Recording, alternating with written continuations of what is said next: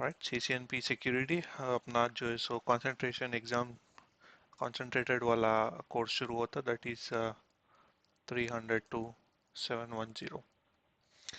अब इसके अंदर दो पार्ट आए हैं बुकों के, ठीक है, पार्ट 1 एंड पार्ट 2। पार्ट 1 के अंदर पूरी मोस्टली जो है सो डिवाइसेस के बारे में है, डिवाइसेस के इंस्टॉलेशन के बारे में है, और उसको कैसा कॉन्फ़िगर करना है उसके बारे में। तब डिवाइसेस के बारे में बोले तब उसकी हिस्ट्री आ जाती, हिस्ट्री के अंदर फिर मॉडल्स आ जाते, उसके रिलेटेड है पूरा। अब इंस्टॉलेशन में अलग अलग फिजिकल एंड वर्चुअल डिवाइसेस है, उसके रिक्वायरमेंट्स और उसके इंस्टॉलेशन है, कॉन्फ़िगरेशन के अंदर उसको कैसा कॉन्फ़िगर करना है, मैनेजमेंट आईपी, वो ये है। और बेसिक चीज़ें हैं जैसा कि SNMP, syslog सर्वर, लॉग्स, उसके बारे में। अब बुक टू जो है सो मोस्टली डील करती है आपको पूरे पॉलिसीज के बारे में। उसके अंदर और एक एक चीज है प्लेटफॉर्म सेटिंग्स, उसके बारे में। फिर उसके बाद जो है सो सिस्को आइस के साथ इंटीग्रेशन, सिस्को एम्प के साथ का इंटीग्रेशन, और सिस्को रैपिड थ्रेट कंटेनमेंट के बारे में। तो ये एडवांस चीज आई है पूरे, जो भी है 1 2 3 4। तो सिस्को आइस के साथ इंटीग्रेट कर रहे बोले तो उन्हें यूज करता PX ग्रिड। तो दो बुका है, ऑलमोस्ट दोनों में भी 650 पेजेस है एक एक बुक में। बट एक ही बुक कर दिया तो हो गया था, लेकिन दो बुक क्यों करने वाला। लेकिन अलबत्ता इतना है कि दोनों के मिला के जो है सो चैप्टर 32 चैप्टर्स है। हालांकि उतनी जरूरत ही नहीं पड़ना था, लेकिन उन लोगों ने जो है सो एक एक छोटी छोटी चीज को भी अलग अलग चैप्टर बना के उसके अंदर लंबा खींच दिया पूरा। अब आ जाते अपने कोर्स के हिसाब से। अपने कोर्स के हिसाब से सबसे पहले जो है सो अपन डिवाइसेस के बारे में डिस्कस करेंगे, फिर नेक्स्ट उसके इंस्टॉलेशन।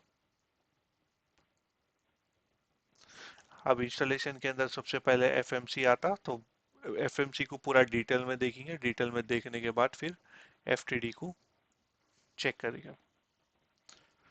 सो जब पूरा FMC डिटेल में जब कॉन्फ़िगरेशन हो जाता, अप एंड रनिंग हो जाता, फिर उसके बाद जो है सो FMC का पूरा डिटेल में देखना है। तो डिटेल में बोले तो अब उसके कुछ सेटिंग्स है, या तो यूजर्स बनाना है, या तो सर्टिफिकेट्स है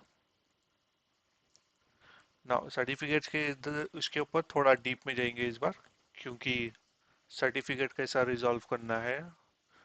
क्योंकि अपने विद इन एन ऑर्गेनाइजेशन अपन सर्टिफिकेट तो डाल दे सकते हैं, लेकिन अगर आउटसाइड से यूज करें तो वो सर्टिफिकेट फिर एरर दिखाता। अब सर्टिफिकेट एरर दिखाया बोले तो एनक्रिप्शन नहीं होता। तो इसके बारे में डेफिनेटली थोड़ा बहुत डिटेल में डिस्कस करेंगे, कैसा होता, क्या होता, उसको कैसा रिजॉल्व करना है, वजह क्या है कि उन्हें सर्टिफिकेट एरर दिखा रहा। नेक्स्ट सेटिंग्स बोला तो उसके कॉन्फ़िगरेशन के रिलेटेड FMC के, जैसा कि FMC का मैनेजमेंट इंटरफेस हो गया, FMC के लॉग्स हो गए, FMC के यूजर्स हो गए, FMC के एक्सेस लिस्ट हो गई, जो कि पर्टिकुलर सबनेट्स को ही एक्सेस देना चाह रहे या तो किसी को ब्लॉक करना चाह रहे, तो वो सब रिलेटेड उसके अंदर। फिर जब ये दोनों चीज़ें इंस्टॉलेशन हो जाती और ये FMC पूरा अप एंड रनिंग हो जाता, जब हम ऐड करेंगे sensors, that is we will start adding FTD to the FMC। ठीक है, FMC को ऐड करेंगे, फिर उसके बाद से स्टार्ट करेंगे अपना main thing, that is FTD। तो अब FTD के अंदर सबसे पहले जो है सो इंटरफेस मोड देखेंगे। तो बेसिकली सबसे पहले IP एड्रेस देने का रहता, लेयर 3 बनाना है, IP एड्रेस देना है, फिर राउटिंग देखना है। फिर जब राउटिंग देख रहे खुद को पूरी लेयर 3 इंटरफेस ही चलती रहती। उसके बाद जैसे इंटरफेस मोड जहाँ पे अपन डिफरेंट काइंड्स ऑफ इंटरफेसेस देखते हैं, जैसा इनलाइन इंटरफेस एक हो गया, लेयर 3 इंटरफेस एक हो गया, स्पैन इंटरफेस एक हो गया, BVI इंटरफेस एक होगा। तो ये सारे इंटरफेसेस चेक करेंगे, अलग अलग मोड्स के हैं। ये पूरे इंटरफेसेस देखेंगे, राउटिंग भी देखेंगे। अब राउटिंग के अंदर फिर अगेन OSPF, रिप और BGP। अब लेयर इनलाइन इंटरफेस बोले तो ये लेयर 2 इंटरफेस हो गए, जैसे कि बम्प इन वायर वाले रहते हैं।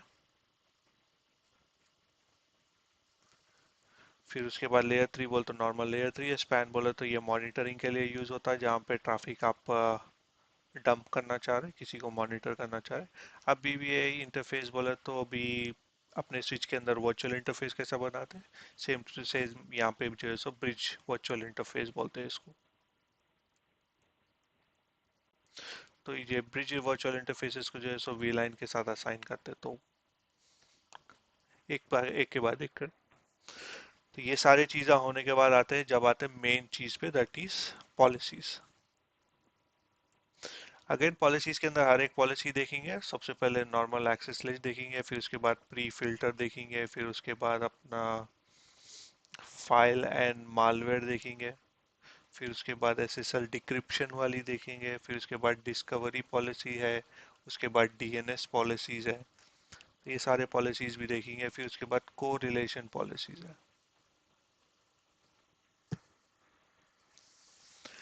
फिर नेक्स्ट उसके बाद जो है सो आइस के साथ PX ग्रिड है, जैसा कि सबसे पहले आइस को PX ग्रिड से इंटीग्रेट करने से पहले एक्टिव डायरेक्टरी FMC के साथ इंटीग्रेट करेंगे, फिर उसके बाद आइस को FMC के साथ इंटीग्रेट करेंगे यूजिंग द PX ग्रिड। फिर उसके बाद एम्प, अपन ऑलरेडी डिस्कस कर रहे थे एस्कोर के अंदर कि एम्प कैसा कनेक्ट, मतलब क्या काम में आता, किसके लिए काम में आता, that is for the end point. तो फायर पावर के साथ भी अपन वो कर सकते हैं, अपन क्या कर सकते हैं, अपना एम्प के साथ इंटीग्रेट कर सकते हैं फायर पावर के साथ। अब रैपिड थ्रेट कंटेनमेंट, ये जो टॉपिक है खुद को डिस्कस करेंगे उसके बाद। तो इसके साथ अपना ये सारी चीज़ अपन डिस्कस करेंगे। सो मोस्टली बुक के अंदर भी वही है, लेकिन बुक के अंदर अभी राउटिंग भी नहीं है, ये राउटिंग वगैरह नहीं है बुक के अंदर। ठीक है। उसके अलावा तो सब कुछ है जो अपन अभी डिस्कस कर रहे हैं बुक के अंदर। एंड अगेन सर्टिफिकेट्स के बारे में भी होता है, वो नहीं है, लेकिन ये भी अपन डिस्कस करेंगे क्योंकि वो इम्पोर्टेंट है। ठीक है, ये सारी चीज़ें जो है सो अपन करने वाले हैं। राइट, क्लियर है। हाँ। चलो, सबसे पहले आगे बढ़ेंगे इंट्रोडक्शन के अंदर, that is Cisco Firepower. Already अपन देखे थे कि एक सोर्स फायरवॉल की एक कंपनी थी, वो कंपनी जो है सो एक प्रोडक्ट बनाई थी फायर साइड वॉल के। इसका मेन काम था दो चीज़ें, एक था नेटवर्क को स्कैन करना और दूसरा था यूजर्स को डिटेक्ट करना। सो नेटवर्क पे डिवाइस डिटेक्ट करना और यूजर को डिटेक्ट करना, फिर सिस्को जो है सो इसको एक्वायर करा। एक्वायर करने के बाद जो है सो ये फायर साइड जो प्रोडक्ट था, वो प्रोडक्ट को लोग डेवलप करके आज उसको फायर पावर बनाए।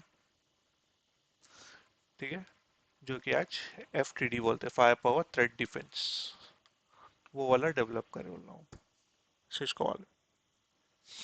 अब इस फायर पावर के अंदर दो चीज़ें हैं, एक है FTD, एक है फायर पावर ओवर ASA। सो ASA के ऊपर जो है सो फायर पावर भी है। अब डिफरेंस क्या है बोला तो FTD ये तो अलग ही डिवाइस है, तो डेफिनेटली इसके अंदर आपको फुल एक्सेस मिलता, या तो फुल कैपेबिलिटीज यहाँ पे मिल जाती है। यहाँ पे ASA over fire power over ASA है, तो डेफिनेटली इसके अंदर थोड़े बहुत लिमिटेशन है, जैसा कि आप IP एड्रेसेस असाइन नहीं कर सकते। तो आपको खुद ही मैन्युअली ASA के अंदर जाके IP एड्रेसेस असाइन करने का रहता है उसके अंदर। और दूसरी चीज़ ये है कि जब भी FTD की बात आ जाती तो हाई अवेलेबिलिटी में, एक्टिव स्टैंड बाय दोनों में भी सेम है ASA और FTD में,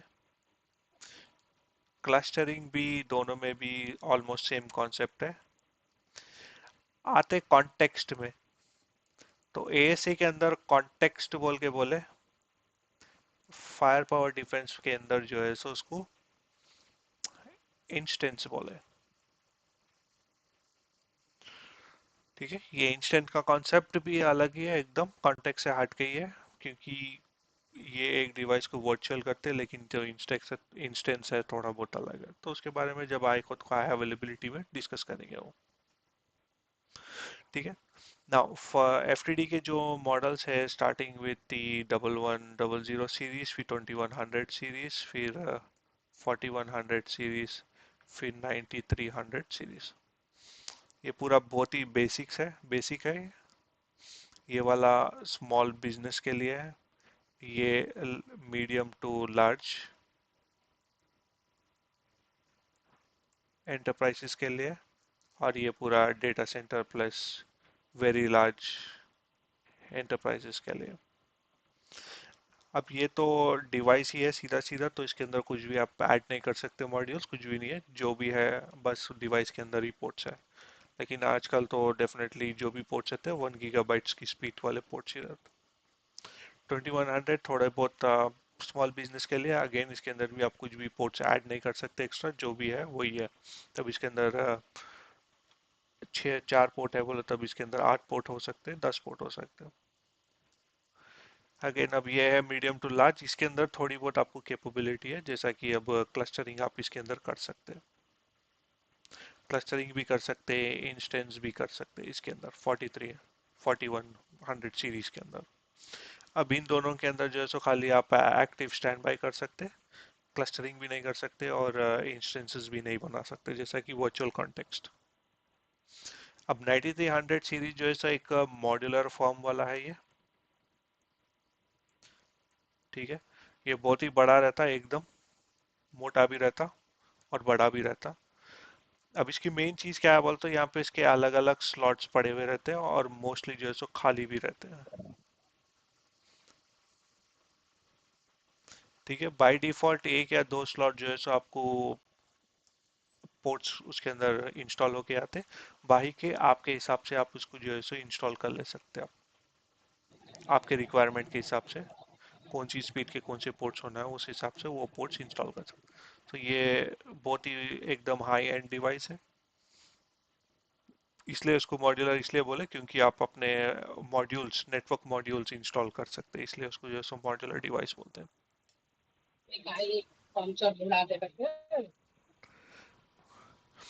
ऑलराइट। तो ये थे different models, fire power threat हाँ। डिफेंस और एएसए। अब एएसए के अंदर जो फायर पावर डालने का रहता है, उसके अंदर एक पर्टिकुलर सीरीज रहती है, दैट इज 5512X। जो भी मॉडल के पीछे एक्स लगे हुआ रहता है, वो मॉडल के ऊपर आप फायर पावर डाल सकते हैं। तो एक्स बेसिकली रिप्रेजेंट करता है कि एंटरप्राइज लेवल वाला फायरवॉल है। अब कभी भी याद ये रखो कि दोनों में डिवाइसेस में फायर पावर है, इसका मतलब ये नहीं है कि दोनों की कैपेबिलिटी सेम है, नहीं। क्योंकि एफटीडी के अंदर बोले तो इसके हाई एंड रिसोर्सेज रहते, रिसोर्सेज आर वेरी हाई। अब एएसए के अंदर जो है सो लिमिटेड रिसोर्सेज है। तब एएसए जो है सो मोस्टली 2 GB या 4 GB रैम यूज करता है, लेकिन आजकल जो एफटीडीज आ रहे हैं वो मिनिमम 8 GB, 16 GB, 64 GB, या तो 128 GB रैम ऐसा चलते हैं। ठीक है। तो कभी भी कैपेबिलिटीज अगेन सीपीयूज भी वैसी रहते हैं, एएसए के अंदर जो है सो 4 कोर सीपीयूज रहते फिजिकल, यहाँ पे जो है सो 4 भी है, 8 भी है, 16 भी है, 32 भी है। रिसोर्सेज अलग ही है, तो उसके हिसाब से परफॉर्मेंस के ऊपर इम्पैक्ट भी पड़ता। तो एएसए के ऊपर फायर पावर डाल दिए तो आप ये नहीं समझना कि जो फायर पावर था डिफेंस की जो कैपेबिलिटीज है, उस उन जो कैपेबिलिटीज मतलब इवेंट्स हैंडल करने की, वो हैंडल करने की इन्हें भी कर सकता बोल के आप नहीं समझ सकते। ठीक है। तो दोनों के रिक्वायरमेंट के हिसाब से आप जो है सो कॉन्फ़िगर करेंगे, और उसके हिसाब से पॉलिसीज आप डिप्लॉय करेंगे। तो यूसेज क्या है बोले तो एएसए प्लस फायर पावर बोले तो ये ऑर्गेनाइजेशन जो लोग नहीं अपग्रेड करना चाह रहे उन लोगों के लिए है। इसलिए जो एफटीडी बनाए थे उन लोग, ये बेस कोड किसके ऊपर रखे थे, एएसए के ऊपर रखे उन लोग बेस कोड। तो इसका अभी भी बेस कोड जो एफटीडी का बेस कोड है वो एएसए ही है अभी भी। ठीक है। हालांकि उसकी सीएलआई अलग है, सब कुछ अलग है, लेकिन कंपैटिबिलिटी जो है सो एएसए के रिलेटेड है। ओके। सो एएसए के अंदर मॉडल 5512X हो गया, 5515X हो गया, 5525 भी हो गया, और 5585 मॉडल्स हो गया।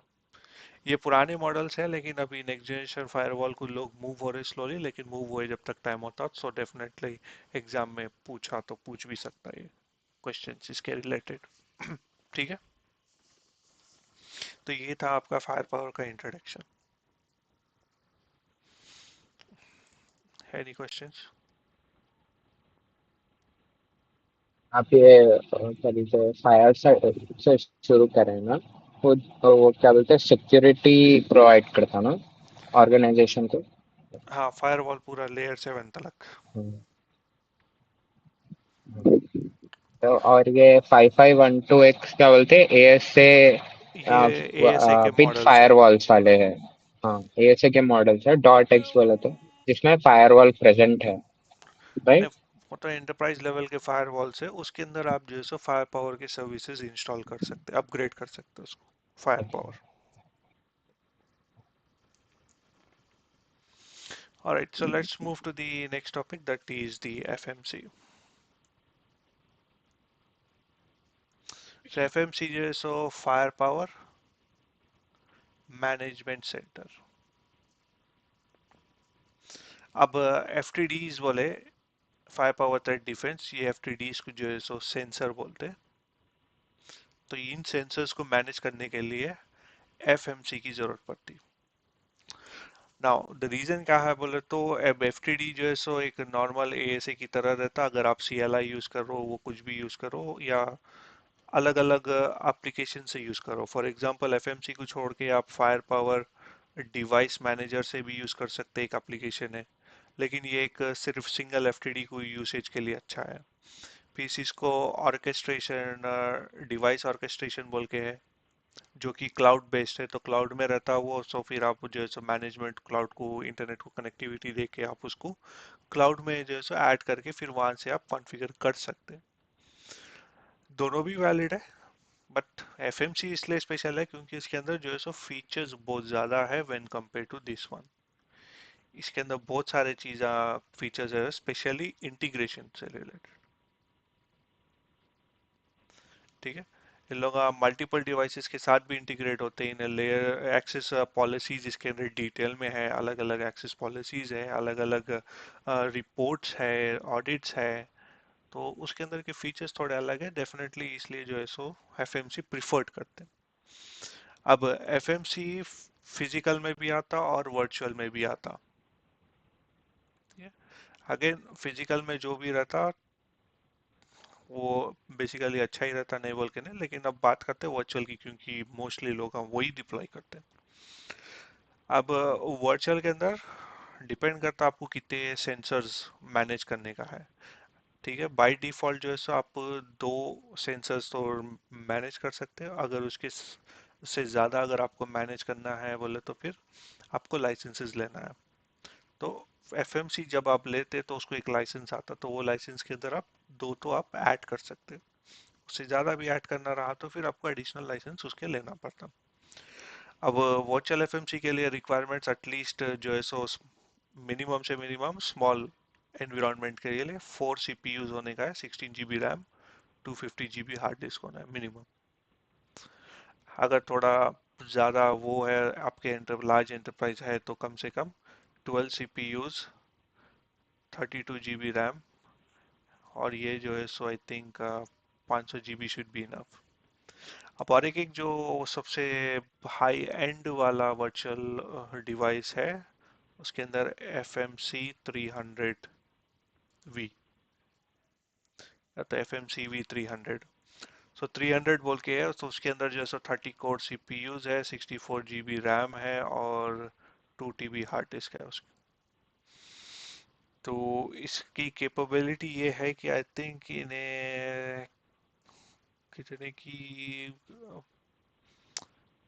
इसके मैक्सिमम जो है ना 64 या 128 सेंसर्स मैनेज कर सकता हूँ। एग्जैक्ट फिगर नहीं मालूम है, 64 या 128 सेंसर्स मैनेज कर सकता। अगर आपका ऑर्गेनाइजेशन उतने ज़्यादा सेंसर्स है आपके पास, तो जब जाके आप ये यूज़ करेंगे।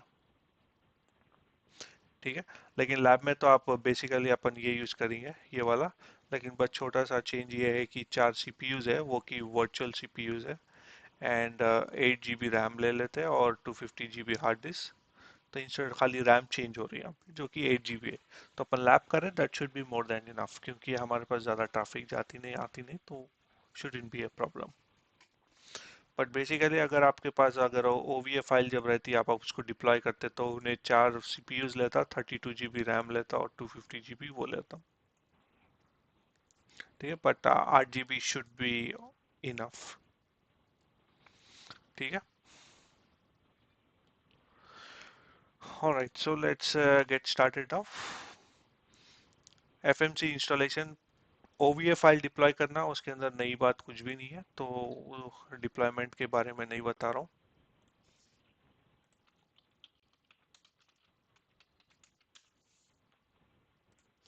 ठीक है, मैं ऑलरेडी डिप्लॉय करके रखा डिवाइस, लेकिन उसके अंदर कॉन्फ़िगरेशन कुछ भी नहीं करा, एकदम ब्लैंक है फिलहाल के लिए।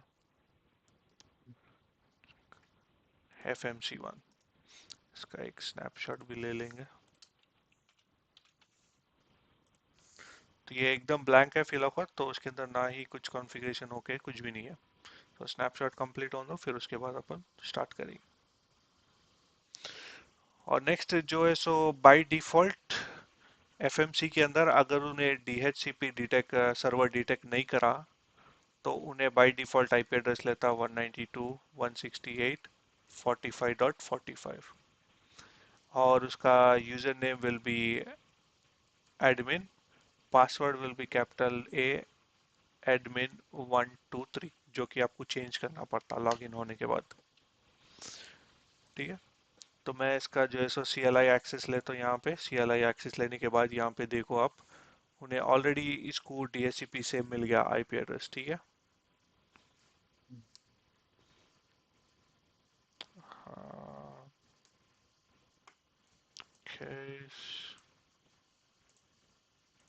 राइट, सो इसको बाय डिफॉल्ट आईपी एड्रेस मिला DHCP सर्वर से 192.168.10.4। अगर इसको ये आईपी एड्रेस नहीं मिलता तो फिर भी आप जब लॉग इन करते तो फिर उन्हें पूछने के चांसेस रहते थे, लेकिन अभी ऑलरेडी इसको आईपी एड्रेस मिल गया तो इन्हें पूछता भी नहीं कुछ भी। अगर मैं उसको बोला एडमिन admin123, दैट्स इट। उन्हें यूजर एग्रीमेंट एक्सेप्ट करो बोलता, उसको एक्सेप्ट करके यस मारो, and that's it. Enter in new password, तो पासवर्ड जो है सो मैं mois123 हैश बोल के देता हूँ with capital M। Enter a fully qualified domain name, मेरे पास तो अभी डोमेन नहीं है, लेकिन फिर भी मैं fmc1.sysable.com.au यूज करूंगा। देखो ये कॉन्फ़िगरेशन नहीं पूछना चाहिए था, लेकिन फिर भी पूछ रहा उन्हें, तो बाय डिफॉल्ट DHCP से लिया उन्हें, मैं मैन्युअल कर देता हूँ। और इसको जो आईपी एड्रेस मिला 192.168.10.4 फिलो खुद के लिए रखता हूँ, क्योंकि मेरे पास अभी टोपोलॉजी बनाया भी नहीं, कुछ भी नहीं करा। सो मेन फोकस जो है सो मेरा FMC इंस्टॉल करने पे है। इसका डिफॉल्ट गेटवे भी सेम रख रहा हूँ।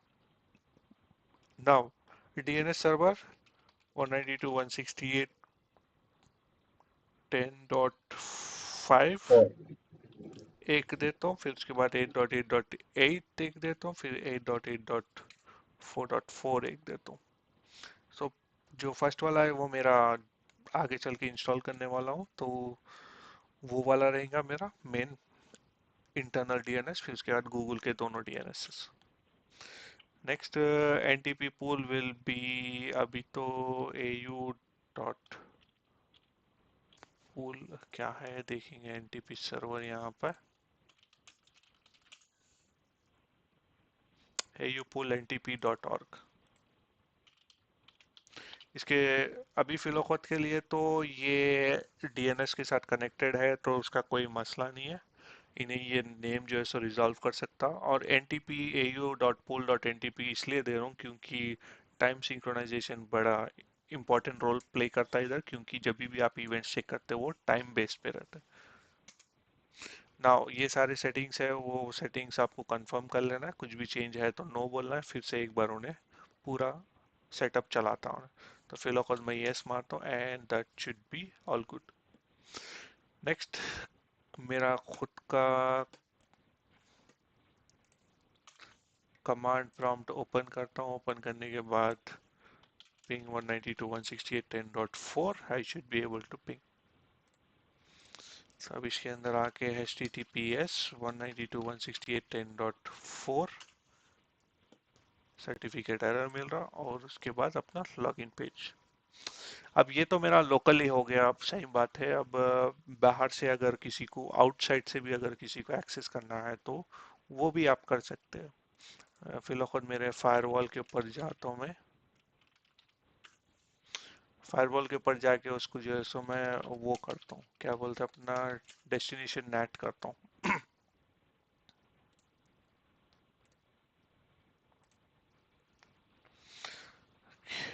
पोर्ट नंबर 443 कहाँ पे, यहाँ पे है।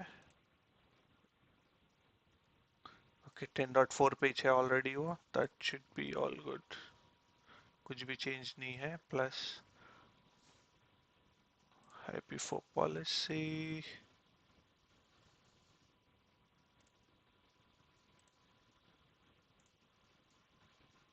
443 इसके अंदर भी है और जो पॉलिसी है पॉलिसी भी अलाउ करी, दैट्स फाइन। तो अब यहाँ पे जो है सो मैं अगर https sysable.com.au बोल के मारा 443 पोर्ट नंबर पे है, तो वो जो है सो मेरे को किसके ऊपर एक्सेस दे रहा, मतलब उन्हें सीधा डायरेक्टली एफएमसी के पास वो दे रहा। Alright, Sysable.com normally uses encryption to protect your information. When Brave tried to connect Sysable IO, तो इन्हें अभी कनेक्ट होने नहीं दे रहा। तो एक काम करता हूँ मैं, गूगल के ऊपर ट्राई करके देखता हूँ।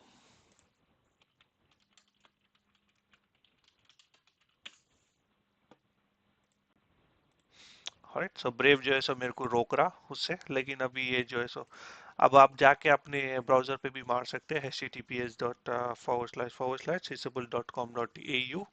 तो जैसा वो मारे तो उन्हें यहाँ पे एफएमसी भी आपके पीसी के ऊपर भी आप एक्सेस कर सकते हैं। ठीक है, लेकिन ब्रेव मेरे को अलाउ नहीं कर रहा सिक्योरिटी रीजन की वजह से। इट्स अनयूजुअल, कई बोल तो 10.4 के ऊपर जो है सो जो 443 पोर्ट नंबर पहले किसी और सर्वर पे एक्सेस करता था, अभी कोई और सर्वर आ रहे, तो इसलिए जो है सो उन्हें बिहेवियर बेस्ड डिटेक्शन करके मेरे को रोक रहा हूँ, दैट्स फाइन। ठीक है, तो बाहर से भी मैं एक्सेस कर सकता हूँ, बस ये जो सर्टिफिकेट एरर है इसका जो है सो बाद में देखिए। सो बेसिकली अभी मैं लॉग इन करता हूँ with admin and new password.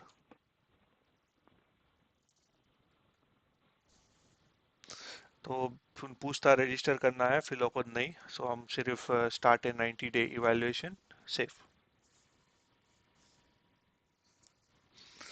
अब ये नया व्यू है, आपको अगर पुराना व्यू होना बोला तो एडमिन में जा सकते हैं। यहाँ पे डस्की है जो कि डार्क मोड है, फिर यहाँ पे क्लासिक है। क्लासिक बोला तो ये पुराना जो दिखता था, जैसा वर्जन 6.1 6.2 पहले के 5 वर्जन 5 जो भी थे, ये ऐसे दिखते थे। उनकी जो गुई थी, यूजर इंटरफेस ऐसा दिखता था। लेकिन अभी जो है so switch to light theme, तो ये वाला नया यूजर इंटरफेस है। और इसको जो है सो डार्क में कर दो। डार्क मोड भी है। अब डार्क मोड जो है सो 6.7 से स्टार्ट हुआ, उससे पहले जो भी वो क्या बोलते हैं एफएमसीज है, एफटीडी एफएमसी के अंदर सिर्फ लाइट मोड था। ठीक है, लाइट थीम था।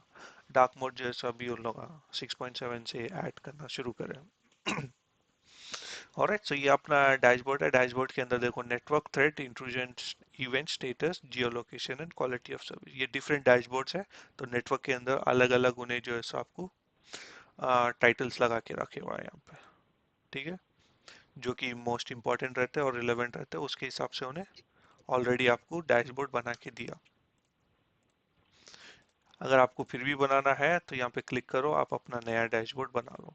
फिर नया डैशबोर्ड बना के टाइल्स लगाना, वो लगाना सब इजी है, क्योंकि राइट हैंड साइड पे यहाँ पे ऐड विजेट्स बोल के देता। तो आप जो है सो अपने विजेट्स ऐड कर लो। ऑलराइट, तो ये आपका जो है सो समरी वो हो गया।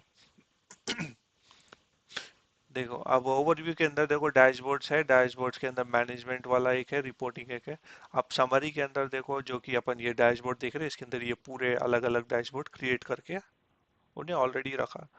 अब ये आप मैनेजमेंट डैशबोर्ड मारो, सॉरी मैनेजमेंट सो मैनेजमेंट के रिलेटेड सेटिंग्स है ये, access control, user statistic, application statistic, connection summary. तो यहाँ पे देखो उसके जो मैनेजमेंट डैशबोर्ड है, अगर ये वाला आपको अच्छा नहीं दिखा तो आप नया बना लो। फिर इसके बाद रिपोर्टिंग है, रिपोर्टिंग आगे चल के काम में आती है, अपन देखेंगे रिपोर्टिंग टेम्पलेट्स। नेक्स्ट हो गए एनालिसिस। एनालिसिस के अंदर जो है सो आप कोई भी पॉलिसी क्रिएट करें, कुछ भी इवेंट है, कुछ भी हुआ, कनेक्शन भी हुआ, तो इसके अंदर आपको पूरे डिटेल्स मिलते हैं। तो अलग अलग हाँ पॉलिसीज है, अलग अलग इवेंट्स है, तो वो भी जब अपन पॉलिसीज में आते, जब अपन डिस्कस करेंगे इसके बारे में। नेक्स्ट पॉलिसीज, जैसा कि बोला था अलग अलग पॉलिसीज है, अलग अलग पॉलिसीज आप कॉन्फ़िगर कर सकते, तो वो टाइम पे जब पॉलिसीज करेंगे तो इसके बारे में डिस्कस। डिवाइसेस, यहाँ पे जो है सो आप डिवाइस मैनेजमेंट के अंदर डिवाइसेस ऐड करेंगे अपने अलग अलग सेंसर्स। डिवाइस अपग्रेड के अंदर डिवाइसेस को अपग्रेड या तो डिग्रेड जो भी करना है सॉफ्टवेयर अपडेट कर सकते हैं। नेटिंग, नेटिंग के लिए अलग से यहाँ पे ऑप्शन ही दिया, तो डेफिनेटली जब भी आपको नेट करना रहा तो यहाँ पे ही करना। अब आते हैं वीपीएन के अंदर। वीपीएन के अंदर साइड टू साइड वीपीएन आप कर सकते हैं इवैल्यूएशन मोड में, लेकिन जो एन्क्रिप्शन है वो एकदम लो एन्क्रिप्शन है, तो स्ट्रॉन्ग एन्क्रिप्शन नहीं है।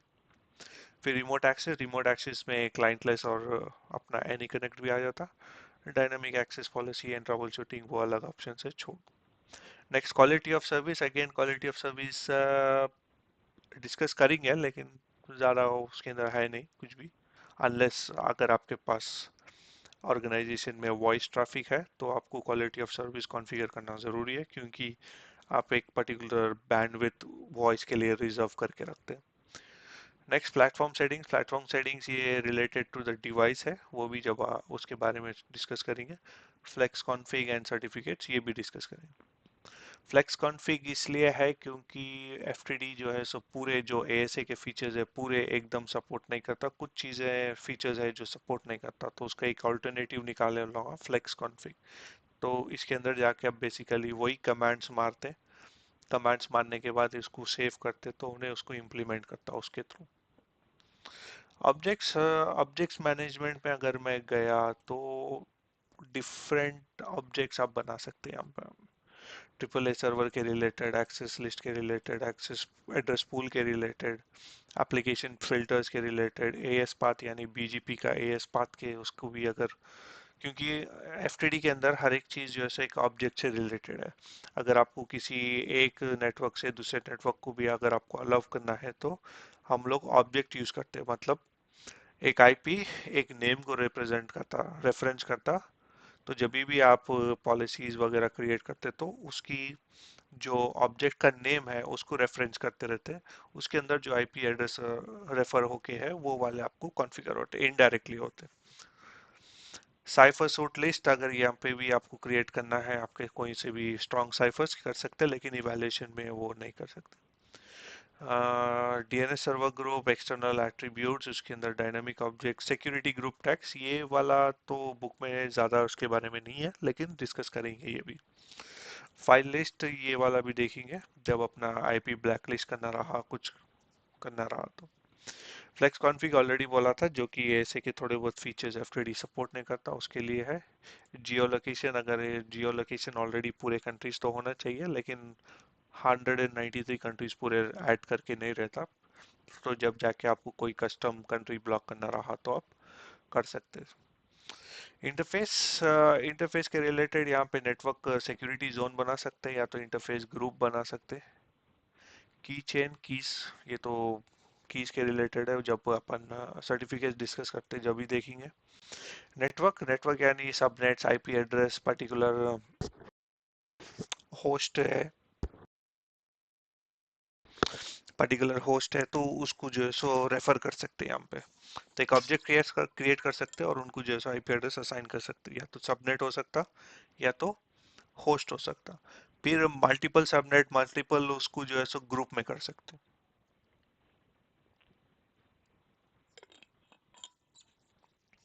तो ग्रुप में करने की वजह क्या है? अब समझो तुम नेटवर्क का एक ऑब्जेक्ट बना दिए जो कि एक सबनेट है, तो उसके अंदर एक होस्ट भी है, एक 4 होस्ट है, एक 10 सबनेट्स है। और एक एक अब इतनी सारी चीजें, दो चीजें हैं यहाँ पे, ठीक है।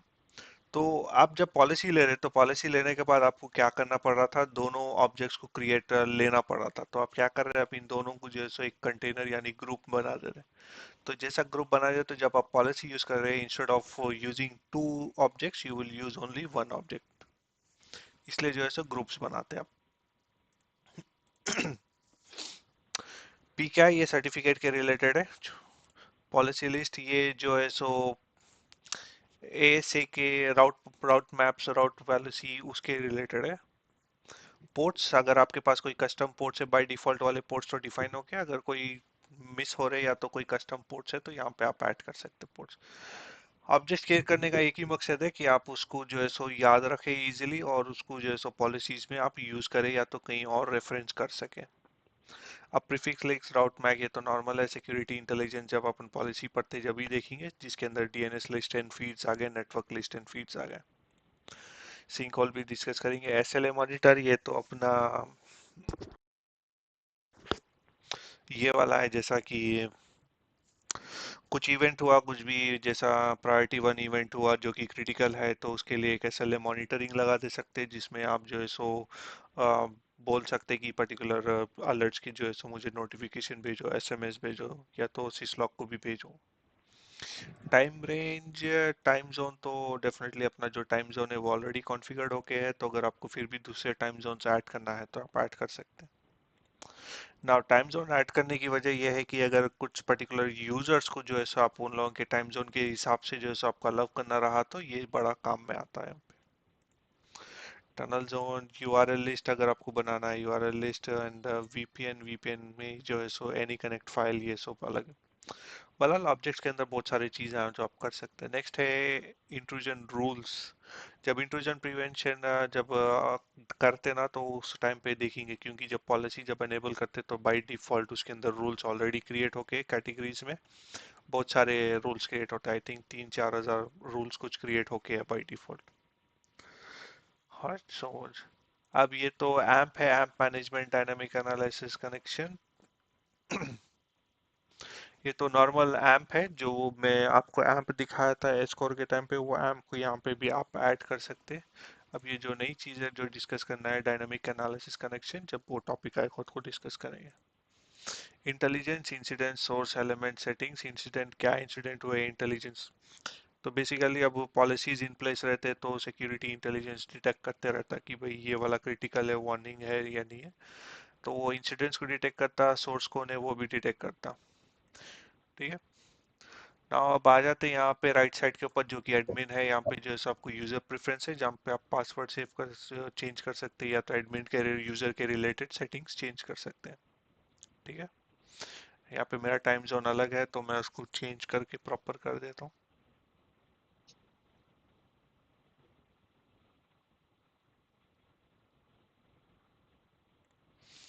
राइट, चेंज पासवर्ड करना रहा तो आप यहाँ पे कर सकते हैं। Next, settings. अब ये सेटिंग्स जो है सो एफएमसी के सेटिंग्स के रिलेटेड है पूरा। कॉन्फ़िगरेशन ये पूरा एफएमसी के रिलेटेड है। यूजर्स जो कि एफएमसी को एक्सेस कर सकते हैं। डोमेन्स ये मल्टी टेनेंसी के उसके अंदर आता, तो ये बड़ा अलग ही टॉपिक है जब देखेंगे। इंटीग्रेशन, जैसा कि अपना एक्टिव डायरेक्टरी हो गया, आइस हो गया, डब्ल्यूएस हो गया, अगर आपको इंटीग्रेट करना है यहाँ पे। सिक्योर एक्स, ये भी एक क्लाउड बेस्ड सेंट्रलाइज्ड मैनेजमेंट है। अगर आप सिक्योर एक्स को भी इंटीग्रेट करना चाह रहे तो आप उसको कर सकते हैं। अपडेट्स, एफएमसी है, कोई अपडेट्स है तो यहाँ पे डायरेक्टली दिखा देते हैं। अब लाइसेंसिंग, यहाँ पे स्मार्ट लाइसेंसिंग एक है, क्लासिक लाइसेंसिंग एक है, और एक है जो कि स्पेसिफिक लाइसेंसिंग है। उसका एक कमांड है सीएलआई से, उसको एनेबल करना पड़ता है, जब जाके आप स्पेसिफिक लाइसेंस बोल के भी देख सकते हैं। लॉगिंग के अंदर security analytics and loggings. Monitor health के अंदर, ये हेल्थ का भी टॉपिक अपन डिस्कस करेंगे। हेल्थ किस लिए चेक करता है, क्या क्या चेक करता है उसके अंदर। तो बेसिकली हेल्थ जो है सो उन्हें डिवाइस के हेल्थ के बारे में है। तो बाय डिफॉल्ट उन्हें ऑलरेडी एक पॉलिसी बना के रखता। तो ये पॉलिसी के रिलेटेड जो है सो उन्हें जो भी रूल्स या तो पैरामीटर्स सेट होके है, उन्हें वो सारे मैप करते रहता। तो ये डिफॉल्ट पॉलिसी है। अलग अलग प्रोडक्ट्स के लिए अलग अलग पॉलिसीज उन्हें जो है सो ऑलरेडी कॉन्फ़िगर करके है यहाँ पे। तो आपको मोस्टली जो है सो इसके अंदर कुछ काम करना नहीं रहता, जो भी डिफॉल्ट है वही रखना है, बेस्ट है। मॉनिटरिंग, अब जो पॉलिसीज बनाए थे अब उसको जो है सो उन्हें मॉनिटरिंग करता, फिलहाल को जो है ना ये सिर्फ एक ही एक सेंसर को जो है सो मॉनिटर कर रहा, जो कि एफएमसी है। तो ये पूरा डिवाइस के रिलेटेड है।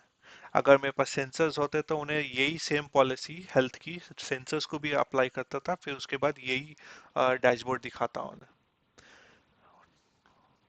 ऑलराइट।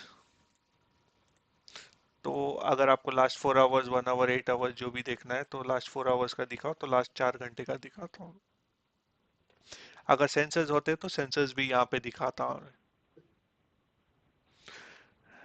नेक्स्ट पॉलिसी हो गए, इवेंट्स हो गए। अब अगेन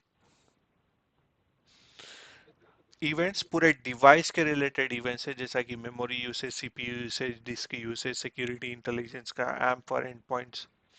तो डिवाइस के रिलेटेड वाले बाय डिफॉल्ट सब कॉन्फ़िगर होके आपको कुछ भी करना नहीं है। एक्सक्लूडिंग, अगर कुछ आपको एक्सक्लूड करना है तो यहाँ पे आप डिफाइन कर सकते हैं कि भाई ये पर्टिकुलर जो है सो सेंसर को एक्सक्लूड करो, या तो मैं मॉनिटर नहीं करना चाह रहा तो आप यहाँ पे कर सकते। और यहाँ पे देखो by group, by model, by health policy है, तो अलग अलग उसके हिसाब से आप फिल्टर भी कर सकते हैं। नाउ सेलेक्टेड डिवाइस एक्सक्लूड कर सकते हैं, सेलेक्ट करो एक्सक्लूड करो, तो मॉनिटरिंग नहीं करता उसको बेसिकली, तो अपने को वो होना नहीं है, क्योंकि हेल्थ पॉलिसी बनाई इसलिए क्योंकि वो डिवाइस की हेल्थ चेक करे। Next monitoring alerts. तो फिलोकॉन जो है सो कोई भी अलर्ट्स में मॉनिटर नहीं कर रहा हूँ, अगर आपको मॉनिटर करना है क्रिटिकल तो ऐड कहाँ है option. So critical, warning, normal, ये वाले है। सिवियरिटी तो उन्हें चेक करा, लेकिन अलर्ट किसके लिए होना है, अगर मैं ऐप के लिए करा।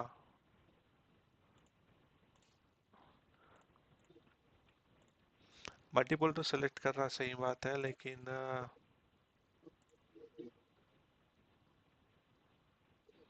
ऐड कैसा कर रहा, वो वाला ऑप्शन नहीं दिया उन्हें। एक ऑप्शन आता है अरे एरोमा का, था जो कि उसको वहां पे लेके जा सकते हैं, और जो सीवीआरटी है मॉड्यूल है, फिर यहाँ पे अलर्ट के पास आता हूँ। पता नहीं क्यों नहीं दे रहा वो एरोमा।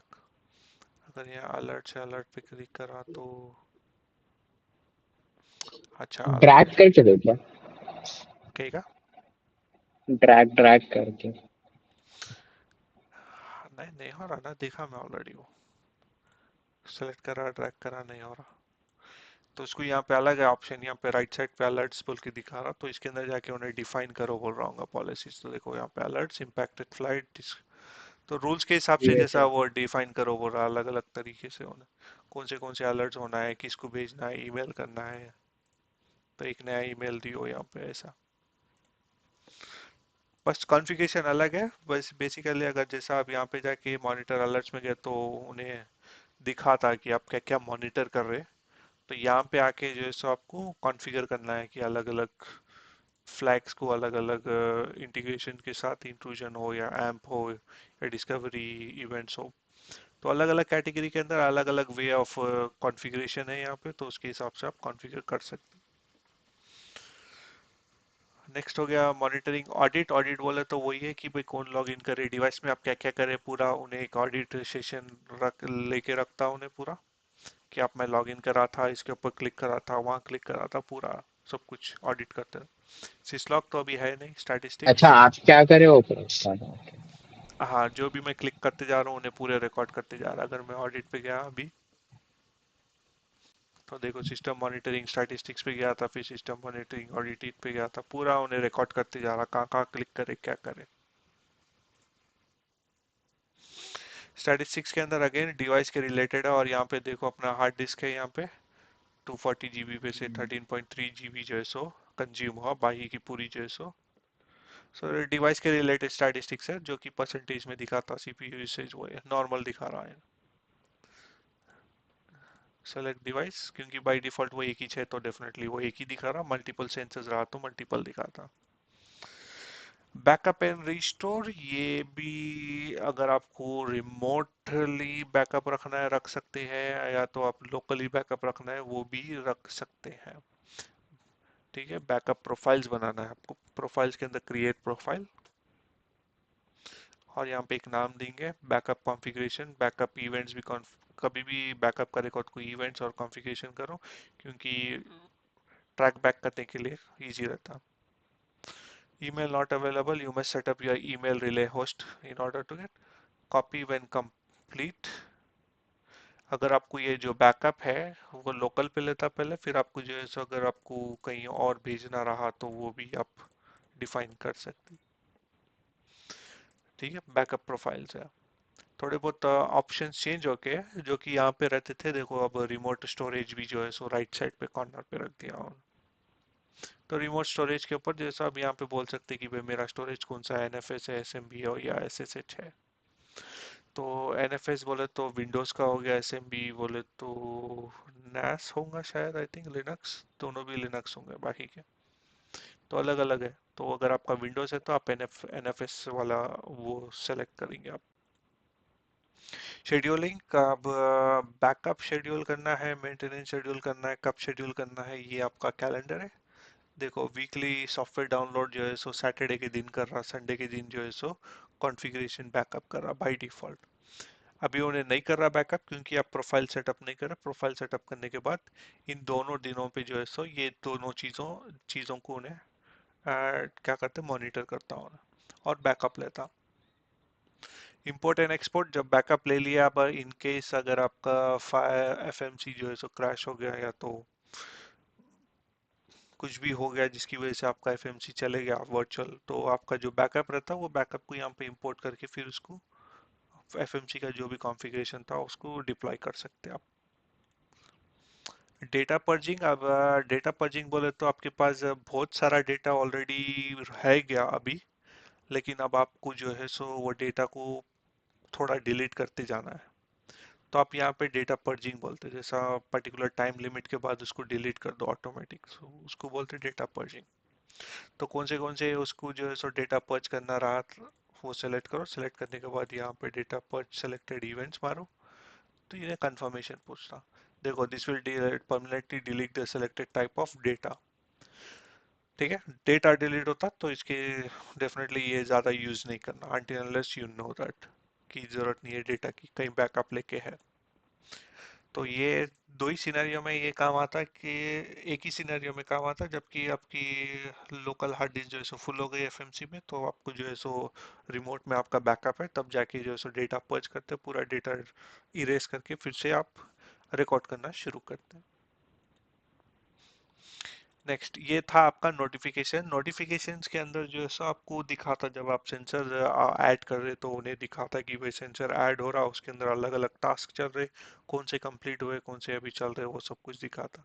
इंटीग्रेशन हो गया, यूजर डाउनलोड करना हो गया, तो हर एक चीज जो भी कुछ प्रोसेस हो रही तो यहाँ पे उन्हें पूरा दिखाता है। जब आप पॉलिसी क्रिएट कर रहे हो, पॉलिसी क्रिएट करके आप उसको एफटीडी को भी भेज रहे तो भी यहाँ पे उन्हें बोलता है कि भाई पॉलिसी के अंदर डिफरेंट टास्क रहते हैं, वो टास्क में एक के बाद एक कंप्लीट हो रहे, सो यहाँ पे उन्हें दिखाता। अब नोटिफिकेशन के अंदर फिल होकर डिप्लॉयमेंट, डिप्लॉयमेंट बोले तो आप कुछ कमांड सेंड कर रहे हैं एफटीडी को, या तो कुछ इंटीग्रेशन कर रहे हैं, या तो कुछ आप डेटा डाउनलोड कर रहे हैं, या तो कुछ डेटा ले रहे हैं, या तो भेज रहे हैं। तो वो डिप्लॉयमेंट्स में आता, तो यहाँ पे आपको वो पूरे दिखाता। अगर आपके अपग्रेड्स है तो यहाँ पे दिखाता। अगर आपके हेल्थ रिलेटेड है तो वो की जो कि डेफिनेटली दिखाता आपको हेल्थ अलर्ट्स। एक जैसा अपन एफटीडी ऐड करना शुरू करते हैं जब उन्हें हेल्थ अलर्ट्स दिखाना शुरू कर देता। अब हेल्थ अलर्ट्स में जैसा वो उन्हें इसलिए दिखाता क्योंकि अपनी मेमोरी जो है सो ज़्यादा यूज़ हो रही है बोल के दिखाता, तो हेल्थ पॉलिसी ट्रिगर होती। फिर एफटीडी में कभी कभी क्या हो जाता है कि हम उसके ऊपर ज़्यादा काम नहीं करते, तो एक्सप्लेनेशन के अंदर थोड़ा टाइम लगता है, एक 5-10 मिनट टाइम लगता, तो जो इंटरफेस रहता है एफटीडी का उन्हें जो है सो कुछ भी ट्रैफिक डिटेक्ट नहीं करता, तो जब जाके हेल्थ पॉलिसी भी ट्रिगर होती कि भाई इंटरफेस के ऊपर मैं ट्रैफिक डिटेक्ट नहीं कर रहा हूँ बोल के। टास्क, तो बेसिकली आप देखो फिलहाल कौन से टास्क चल रहे, तो डिप्लॉयमेंट के अंदर तो उन्हें ये बता देता कि आप पॉलिसी भेज रहे, तो टास्क के अंदर जो है सो उसके अंदर सब टास्क क्या क्या आते, जब पॉलिसी आप एफटीडी को भेजे तो उसके अंदर सबसे पहले जो है सो उसका स्नैपशॉट लेता, फिर उसका बैकअप लेता, फिर उसके बाद जो है सो उन्हें पॉलिसी डिप्लॉय करता। तो ये अलग अलग टास्क है, तो यहाँ पे दिखाता उन्हें। अब मैं खाली एफएमसी इंस्टॉल करा था, एफएमसी इंस्टॉल करने के बाद उन्हें तीन चीजें करा। या तो एसआरयू इंस्टॉल करा जो कि स्नॉट रोल है, वो भी डिस्कस करेंगे स्नॉट रोल। फिर लाइट वेट सिक्योरिटी एक पैकेज है जो कि उन्हें खुद ही इंस्टॉल कर लिया, plus automatic configuration task, database download कर लिया उन्हें। क्योंकि इंटरनेट के साथ कनेक्टिविटी है तो डेफिनेटली ये दोनों चीजें उन्हें खुद डाउनलोड कर लिया। ऑलराइट, तो यहाँ पे पूरे नोटिफिकेशन दिखते हैं। और डिप्लॉय के ऑप्शन में देखो डिप्लॉयमेंट और डिप्लॉयमेंट हिस्ट्री। जब डिप्लॉय करते तो यहाँ पे दिखाता कि आप कौन से सेंसर के कौन सा डिप्लॉयमेंट चल रहा है। यहाँ पे डिप्लॉयमेंट हिस्ट्री में यहाँ पे दिखाता कि आप कहाँ पहले जो क्या क्या डिप्लॉय कर चुके हैं, वो पूरी हिस्ट्री यहाँ पे दिखाता। अगर आपको हेल्प होना है तो यहाँ पे क्लिक करो, तो कौन से सेक्शन में आपको हेल्प होना है वो यहाँ पे आप सीधा इंटरनेट पे लेके जाता आपको पर्टिकुलर डॉक्यूमेंट। ठीक है, तो एफएमसी का पूरा GUI अपन एक्सेस करे, डेटा डैशबोर्ड एक्सप्लोर करे, सब कुछ एक्सप्लोर करे। कोई क्वेश्चन?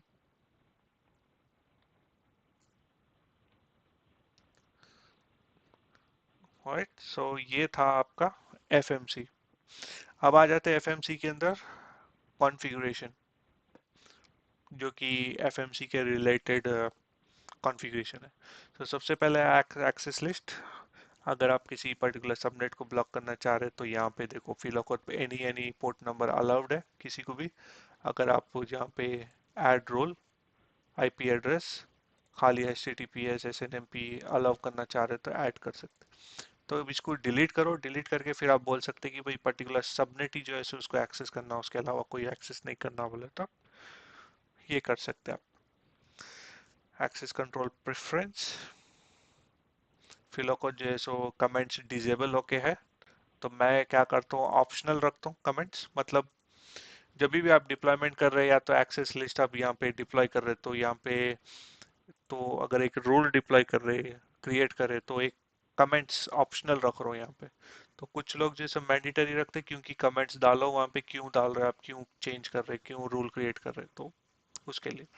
ऑडिट लॉग्स, ये तो ऑलरेडी अपन ऑलरेडी देखे कि क्या चल रहा है क्या नहीं चल रहा है। Send audit logs to the syslog, फिलॉग को डिसेबल है क्योंकि सिसलॉग हमारे पास है भी नहीं इसलिए। फैसिलिटी यूजर है, यूजर रिलेटेड वाली एक्टिविटी भेज रहे हैं आप, अगर आपको दूसरी वाली रिलेटेड एक्टिविटी भेजना है तो वो भी सिलेक्ट कर सकते हैं। सीवीआरटी आप तो फिलौकत के लिए सिर्फ इंफॉर्मेशन के लिए, अगर आपको इमरजेंसी वाली होना है तो यहाँ पे आप सेट कर सकते हैं ऑडिट लॉग।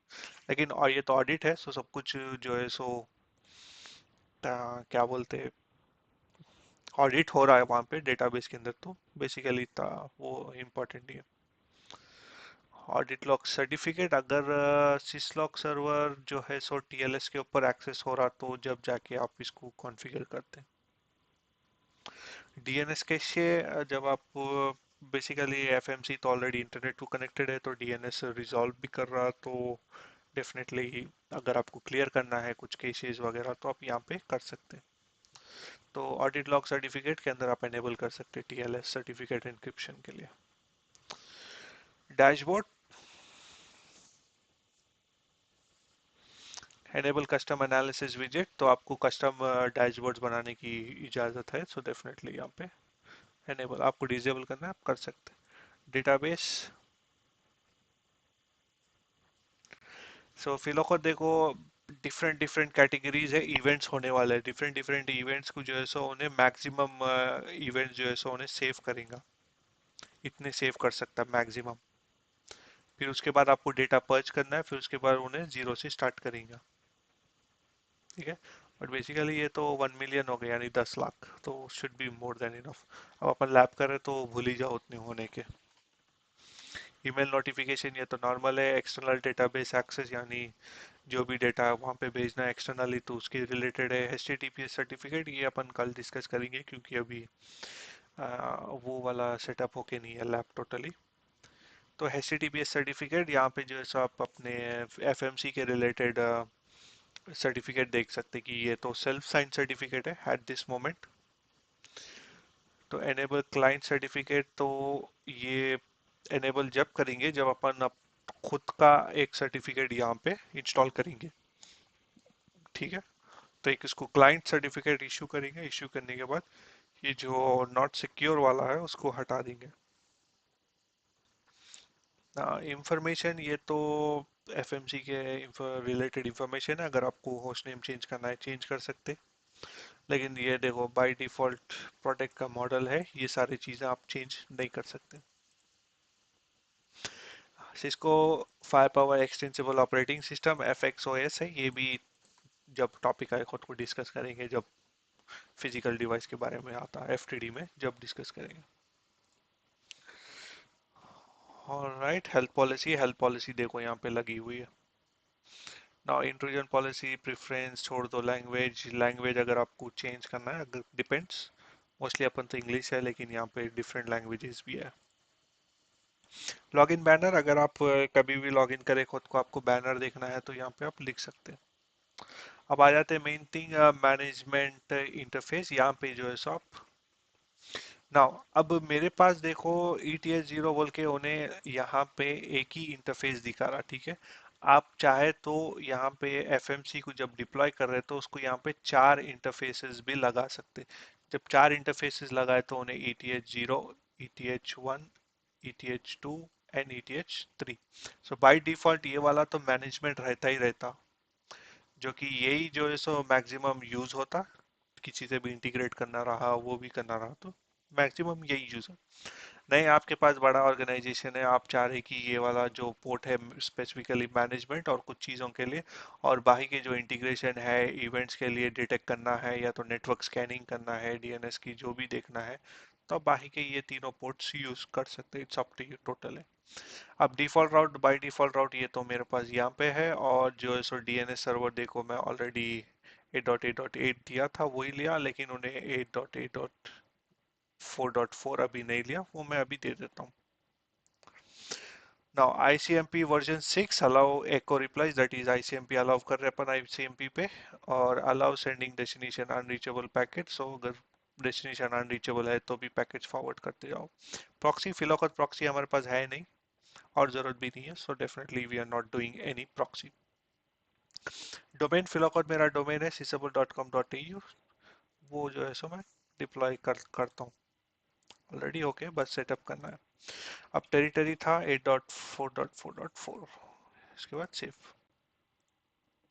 अगर आईपी एड्रेस चेंज हुआ बोले तो फिर ये, अगर ये सबनेट से निकाल के दूसरे सबनेट में रखा तो फिर उन्हें मेरे को एक्सेस नहीं मिलता एफएमसी का। तो अब मेरे को एक्सेस मिल रहा है, definitely I can see this message. अगर आप मैनेजमेंट का आईपी एड्रेस ही चेंज कर दिया तो ये मैसेज नहीं दिखता आपको, क्योंकि आईपी एड्रेस ही चेंज हो गया तो दूसरे के ऊपर उन्हें एक्सेसिबल हो रहा। प्रोसेस, ओके, अगर आपको शट डाउन करना रहा तो प्रोसेस में आओ, reboot shut down restart management console कर सकते हैं यहाँ से। CLI से मैं करने की कोशिश करा था लेकिन उसका कमांड सिर्फ शट डाउन बोल के है वहाँ पे। APIs, ये तो आपको ऑलरेडी मालूम है APIs किस तरह काम करते हैं, जो कि बैकएंड में जो है सो कनेक्टिविटी के लिए है। फिलोखत के लिए तो APIs भी एनेबल है, देखेंगे बाद में कहाँ पे यूज होती है। रिमोट स्टोरेज डिवाइस, फिलोखत के लिए लोकल ही है, अगर रिमोट अगर आपको सेलेक्ट करना रहा तो कोई भी एक ऑप्शन सेलेक्ट कर सकते हैं आप। SNMP छोड़ दो। टाइम टाइम सिंक्रोनाइजेशन तो ऑलरेडी अपन करके रखे हुए हैं, तो उसके साथ भी कुछ भी प्रॉब्लम नहीं होना चाहिए। एनेबल्ड है वाया NTP, और ये रहा अपना NTP। UCAPL NCC, ये USA के कुछ ऑर्गेनाइजेशंस है जिसके रिलेटेड कंप्लायंस ये बाय डिफॉल्ट सेट हो गई, ये आपको कुछ छेड़खाड़ी नहीं करना है इसके अंदर। ठीक है, सो बाय डिफॉल्ट होके आपको सेट करके रखे हुए हैं तो आप चेंज नहीं करते हो। User configuration, password use limit 0 है। ट्रैकिंग, ट्रैक सक्सेसफुल लॉगिन्स, तो आप ये सारी चीज़ें ये तो बेसिकली एक्सप्लेन करने की जरूरत नहीं है, सेल्फ एक्सप्लेनेटरी है कि किस लिए है। नेक्स्ट VMware टूल्स, डेफिनेटली जब वर्चुअल मशीन डाले तो उन्हें VMware टूल्स ऑलरेडी इंस्टॉल कर लेता है, आपको उसके अंदर कुछ करने की जरूरत नहीं है। वनरेबिलिटी मैपिंग, वो भी बाय डिफॉल्ट एनेबल है, कुछ करने की जरूरत नहीं है। वेब एनालिटिक्स आई थिंक आपको एनेबल करना पड़ता। अच्छा ये भी एनेबल है, share usage information with Cisco. तो ये ऑप्शनल है, अगर आपको जो है सो डिसेबल करना है आप डिसेबल कर सकते हैं। तो ये लैब है अपन खामा खाओ सिस्को के साथ, जिसका शेयर करने की जरूरत नहीं है, इसलिए मैं शेयर नहीं कर रहा हूँ। ठीक है, तो होपफुली पूरे ऑप्शंस के थ्रू गए अपन, सब कुछ चेक कर लिया कौन सी चीज़ कहाँ पे किधर है और किस काम में आती है। So that was your FMC.